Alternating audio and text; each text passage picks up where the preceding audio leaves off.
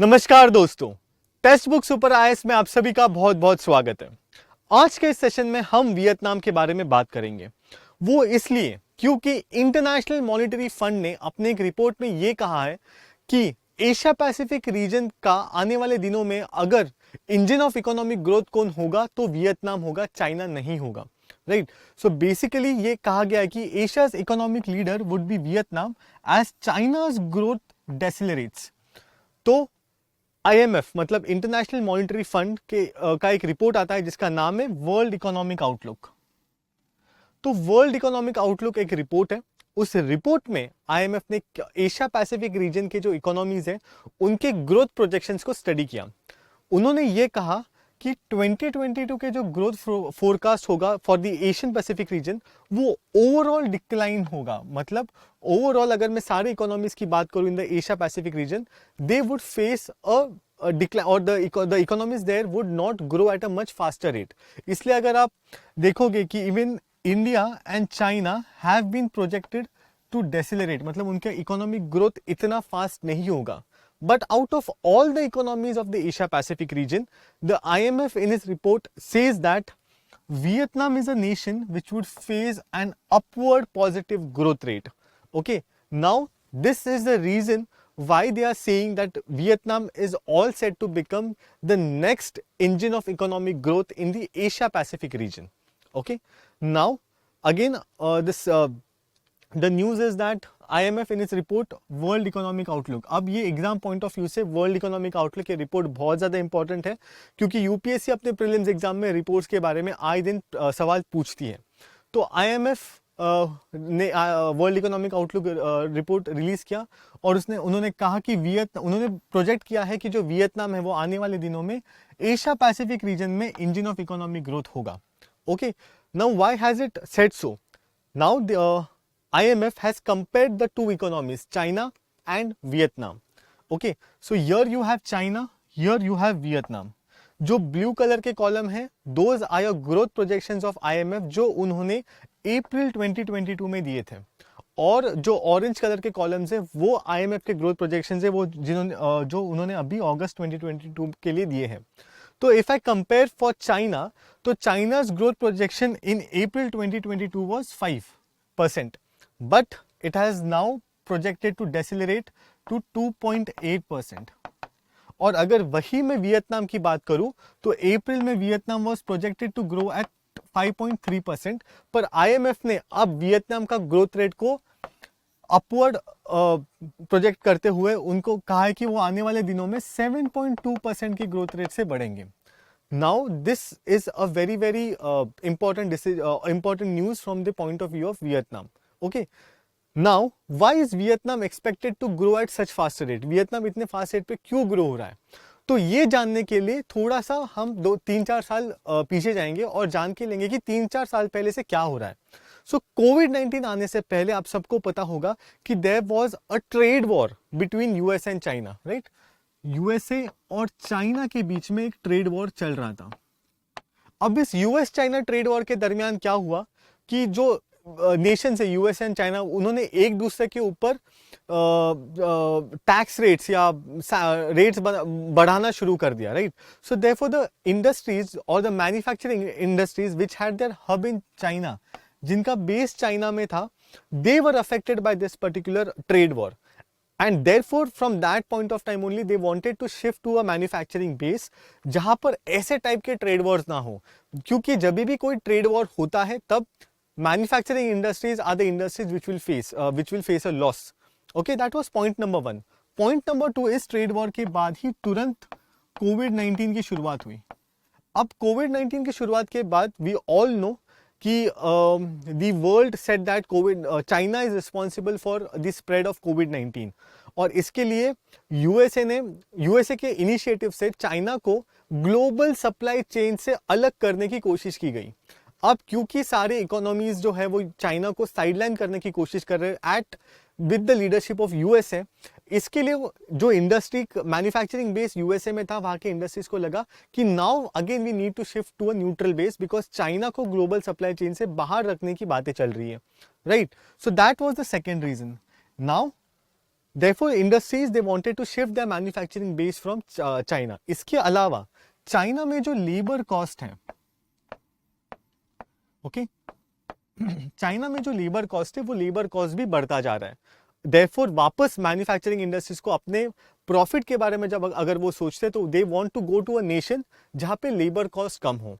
तो इस historical background की वजह से क्या हुआ, companies they started to shift the base from China. पर अब चाइना के बाद कहा जाए तो the most preferred location where will they go, एक इंडेक्स आया था जहां पे प्रोजेक्ट किया गया था कि चाइना से जो इंडस्ट्रीज निकलेंगे वो कहाँ जाना प्रिफर करेंगे. तो टॉप 3 इकोनॉमीज जहां पे उन्होंने जाना पसंद किया वो था थाईलैंड, मलेशिया और वियतनाम. Okay, Vietnam. अगर आप डिफरेंस देखोगे तो ये ऑलमोस्ट सेम ही है, 0.60, 0.61 एंड 0.62. So Vietnam was one of the nation where the industries prefer to go. Okay, India was at a very lower position with a score of 0.31 only. Okay, now why Vietnam, Vietnam ही क्यों. अब इन industries ने Vietnam को ही क्यों चुना ये जानने के लिए कुछ फैक्टर्स को स्टडी करेंगे. Political factors, economic factors, labor force participation rate in the economies, location of the industries, similarity of exports and free trade agreements of that particular country. ठीक है, तो first I start with political factors. Okay, and ये factors को compare करते हुए हम India का comparison देखेंगे कि क्यों इंडस्ट्रीज इंडिया में आना प्रिफर नहीं कर रही ज्यादा पर वियतनाम में जाना पसंद कर रही है. So first is political factors. Now when I talk about Vietnam, Vietnam is a socialist Republic country which is ruled by the communist party. okay, therefore अगर मैं स्टेबिलिटी की बात करूं तो वहां पे स्टेबिलिटी ऑफ गवर्नमेंट बहुत ज्यादा है क्योंकि वन पार्टी सिस्टम में वही पार्टी रूल में आएगी तो गवर्नमेंट स्टेबल रहने की पॉसिबिलिटी बहुत ज्यादा है. पर वही मैं अगर इंडिया की बात करूं, India is a parliamentary democracy. तो यहाँ पे हर 5 साल के बाद इलेक्शंस होते हैं. अगर 5 साल के बाद गवर्नमेंट चेंज होती है तो हर बार ऐसा देखा गया है कि इंडिया में जब भी गवर्नमेंट चेंज होती है, जो नई गवर्नमेंट आती है वो प्रीवियस गवर्नमेंट की पॉलिसीज को चेंज करने की कोशिश करती है. तो इसके लिए इंडिया में जो है वो पॉलिटिकल स्टेबिलिटी कम है और वियतनाम में ऐसा कहा जाता है कि वहां पे पॉलिटिकल स्टेबिलिटी ज्यादा है. क्यों? वन पार्टी सिस्टम है, सोशलिस्ट नेशन है. ठीक है, देयरफॉर अगर मैं पॉलिटिकल स्टेबिलिटी की इंडेक्स की बात करूं तो India is almost in negative 0.86, पर वही वियतनाम इज नेगेटिव 0.07 के आसपास. ओके, तो therefore whenever any manufacturing country wants to shift their base, वो देखेंगे कि वहां कंट्री की पॉलिसीज कैसी है और कंट्री की पॉलिसीज कौन डिसाइड करती है, वहां की गवर्नमेंट. अगर बार बार गवर्नमेंट बदलेगी तो बार बार पॉलिसीज बदलेंगे. तो इसके लिए कंट्रीज को ऐसा बेस, इंडस्ट्रीज को ऐसा बेस चाहिए जहां पे पॉलिटिकल स्टेबिलिटी बहुत अच्छी हो. And therefore as compared to India it is said that Vietnam has a greater political stability.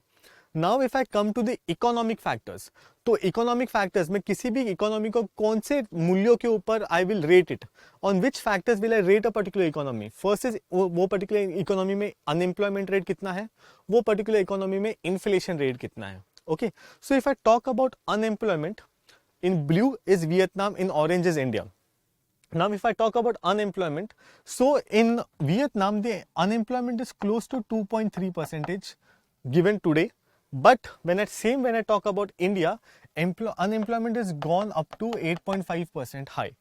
Okay, so unemployment rate in India is higher as compared to Vietnam.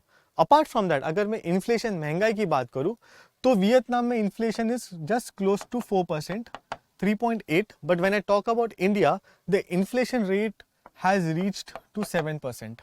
Okay, so therefore, apart from this, another factor is corporate tax. Right, corporate tax is very important factor जब भी हम industries की बात करते हैं, क्योंकि जो भी इंडस्ट्री आपके कंट्री में उसका बेस शिफ्ट करेगी वो देखिए कि उस कंट्री में उसको कितना टैक्स पे करना पड़ रहा है. अब इंडिया की बात करूं तो इंडिया में कॉर्पोरेट टैक्सेस रफली 25%, पर अगर वही मैं वियतनाम की बात करूं तो वियतनाम में कॉर्पोरेट टैक्सेस ऑलमोस्ट 20% ओनली. तो वियतनाम में मैन्युफैक्चरिंग कंपनीज को कम टैक्स पे करना पड़ रहा है. So therefore they would prefer shifting the base to Vietnam as compare to India. Apart from that, अगर मैं लेबर फोर्स पार्टिसिपेशन की बात करूं तो this is very important. What is labour force participation rate? Labour force participation rate is कि working age में आपका जितना भी पॉपुलेशन है उतने वो पॉपुलेशन में से कितने लोग काम करना चाह रहे हैं. Okay, that is labour force participation rate. So अगर मैं परसेंटेज ऑफ पॉपुलेशन की बात करूं about 15 years, and if I talk about Vietnam, so out of males, this blue wala thing will indicate males and orange wala thing will indicate females. So out of 100 males, given out of 100 males, 83% of males are in the labor force participation rate. And if I compare women in Vietnam, so out of 100 women, 73 women are working in Vietnam, which means दोनों male and female के जो labour force participation rate है वो बहुत अच्छे हैं Vietnam में. पर वही अगर मैं इंडिया की बात करूं तो इंडिया में male labour force participation rate is good, it is 78%. But if I talk about female labour force participation rate, it is dismally low at 26% only, which means India में मेल फीमेल पैरिटी बहुत कम है. Okay, because वापस India वो patriarchy वाला system आ जाता है जहाँ पे women are limited to the households. So though the education in India is improving, दो women are going out, but still gaining or finding gainful employment for women in India is still a problem as seen in this particular report of labor force participation rate. Apart from that, when I talk about the location of the countries, now most of the manufacturing industries which were having their base in China had it in the Shenzhen province. Okay, Shenzhen is a manufacturing base in China. अब अगर companies को अपना manufacturing base उठाना है तो वो of course वहीं जाना पसंद करेंगे जहाँ डिस्टेंस कम हो. Like they would go to the nearest location. अब शेंजेन से जो nearest location is Vietnam, because it is only the South China Sea which is coming in between. Okay, तो अगर रॉ मटेरियल सप्लाई करना हो या फिर अपना बेस पूरा एक जगह से दूसरी जगह लेके जाना हो तो डिस्टेंस बहुत कम पड़ता है between China and Vietnam. But वही अगर मैं इंडिया की बात करूं तो they will have to cross the South China Sea, then they will have to come into the Indian Ocean and then to India. So distance for the manufacturing industries to shift their bases is more with respect to India. That is another location why they are not preferring India. Apart from that, when I talk about similarity of exports, तो Vietnam has a lot of similarity of exports as compared to China.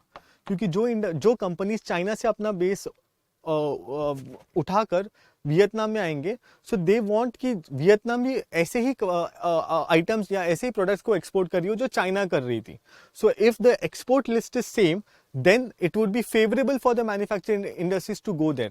So Vietnam and China are having this a very similar export basket, but that export basket hardly matches with India because India is at a very later stage.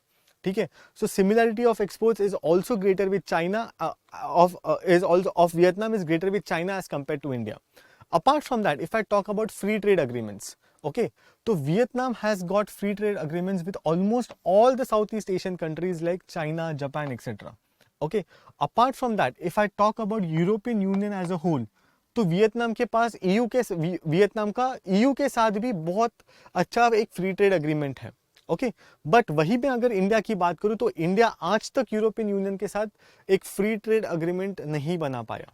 उसके अलावा जो multilateral groupings होते हैं, फिर वो भले ही RCEP हो, India ने अपने आप को RCEP से भी बाहर कर लिया, but Vietnam is an active member of these multilateral groupings. Okay, apart from that, United States of America has given a status of most favorable nation to Vietnam, so that again gives an additional advantage to Vietnam. Apart from that, Vietnam is also a member of the ASEAN, which is Association for Southeast Asian Nations. Because it is a member of ASEAN, it gets the benefit of intergovernmental cooperation between the ASEAN nations for socio-economic growth and security.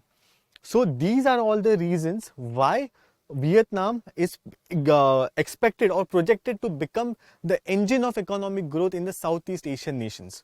Okay, and IMF has rightly classified Vietnam's growth rate at greater than 7% for the upcoming year. So that was all from my end for today's session. Before going, let me tell you something about Super Coaching. So this is one stop initiative brought to you by Testbook, जहाँ पे आपको सिर्फ एक subscription लेना है और उस एक सब्सक्रिप्शन में आपको video courses, mock test, study notes और डेली लाइव क्लासेस मिलते हैं. इसके साथ साथ आपको इंडिया के बेस्ट टीचर्स के साथ पढ़ने का एक मौका मिलता है and you get to attend daily live classes by experts. Now let me tell you something very important. It is about the Mahanavratri sale that textbook has brought for you. यहाँ पर हमने ये जो सेल है ये 3 दिनों के लिए होगा, 28, 29 और 30 सितंबर तक. इस सेल में आपको मैसिव डिस्काउंट मिलेगा, विच मीन्स पहले अगर आप मेरा कूपन कोड यूज करते थे तो आपको सिर्फ 20% डिस्काउंट मिलता था, पर इस 20% के साथ साथ हम आपके लिए एडिशनल 35% डिस्काउंट लेकर आए हैं।